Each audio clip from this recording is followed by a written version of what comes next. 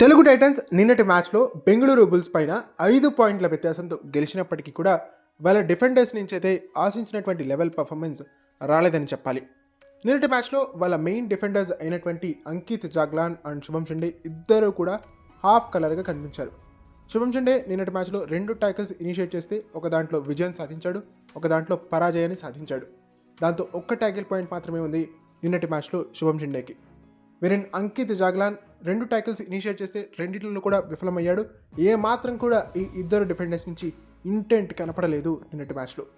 ఇది రాను రాను తెలుగు టైటన్స్కి ఒక డేంజర్ సైన్గా మారే అవకాశం ఉంటుంది. ఎందుకంటే రాబోయేటువంటి మ్యాచ్లో తెలుగు టైటన్స్ పట్నా పైరేట్స్, దబాంగ్ ఢిల్లీ, పునేరి పల్టన్ లాంటి టాప్ రైడింగ్ యూనిట్స్తో తలపడిపోతుంది. ఎక్స్ట్రాడినరీ రైడర్స్ ఉన్నారు ఈ 3 టీంల దగ్గర కూడా. ఆషు మలిక్ దబాంగ్ ఢిల్లీకి ఉంటే అయాన్ లోచర్ పట్నా పైరేట్స్కి ఉన్నాడు. అస్లం ఇనామ్దార్, ఆకాష్ షిండే, పంకజ్ మొహితే లాంటి 3 ఎక్స్ట్రాడినరీ రైడర్స్ పునేరి పల్టన్ సొంతం.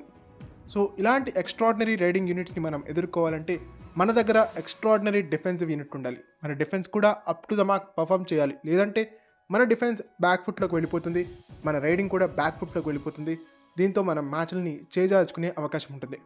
సో గోయింగ్ ఫార్వర్డ్ ఈ మిస్టేక్స్ని కవర్ చేసుకోవాలి తెలుగు టైటన్స్. అండ్ నిన్నటి మ్యాచ్లో సెకండ్ హాఫ్లో ఒక అద్భుతమైనటువంటి స్ట్రాటజీతో వచ్చారు Telugu Titans head coach Kishan Kumar Hooda గారు. అంకిత్ జాగ్లాన్ ప్లేస్లో అమన్ అంటిల్ని తీసుకొచ్చారు, శంకర్ గడాయ్ని శుభం షిండే ప్లేస్లో తీసుకొచ్చారు. అండ్ అబీదుహాన్ని సబ్స్టిట్యూట్ చేస్తూ అతని ప్లేస్లో సాగర్ రావల్ని తీసుకొచ్చారు. సాగర్ రావల్ వచ్చి రాగానే 2 ట్యాకిల్ పాయింట్స్ని సాధించాడు. అండ్ శంకర్ గడాయ్ నిన్న ఒక ట్యాకిల్ ఇనిషియేట్ చేస్తే ఒక్క దాంట్లో కూడా విజయం సాధించాడని చెప్పాలి. And Aman until 4 tackles initiate చేస్తే 2 ట్యాకిల్ పాయింట్స్ ఉన్నాయి తనకి. సో మన ప్లాన్ బి కూడా వర్కౌట్ అయిందని చెప్పాలి. అంకిత్ జాగ్లాన్ విఫలమైతే మనకి అమన్ అంటిల్ ఉన్నాడు. అండ్ అదే విధంగా ఒకవేళ రైట్ కార్నర్ శుభం షిండే విఫలమైతే మనకి శంకర్ గడాయ్ ఉన్నాడు. అబీదుహాన్ విఫలమైతే we have Sagar Rawal. But main defenders అయినటువంటి అబీదుహాన్, అంకిత్ జాగ్లాన్, శుభం షిండే పర్ఫామ్ చేస్తే ఆ పర్ఫార్మెన్స్ వేరే లెవెల్లో ఉండే అవకాశం ఉంటుంది. డిఫెన్స్లో జరిగినటువంటి ఈ ఎర్రర్స్ని సరిదిద్దుకోవాలి తెలుగు టైటన్స్. లేదంటే పట్నాతో మ్యాచ్లో కానీ, ఢిల్లీ మ్యాచ్తో కానీ, లేదంటే ఫైనల్లో పునేరి పల్టన్ మ్యాచ్లో కానీ ప్రెషర్లోకి వెళ్ళేటువంటి అవకాశం ఉంటుంది తెలుగు టైటన్స్. ఈ ప్రెషర్లోకి వెళ్ళకూడదు అంటే కనుక ఖచ్చితంగా డిఫెన్స్లో కొన్ని మార్పులు చేర్పులు తీసుకురావాలి. డిఫెన్స్లో కాన్ఫిడెన్స్ చాలా చాలా అవసరమని చెప్పడం జరుగుతోంది.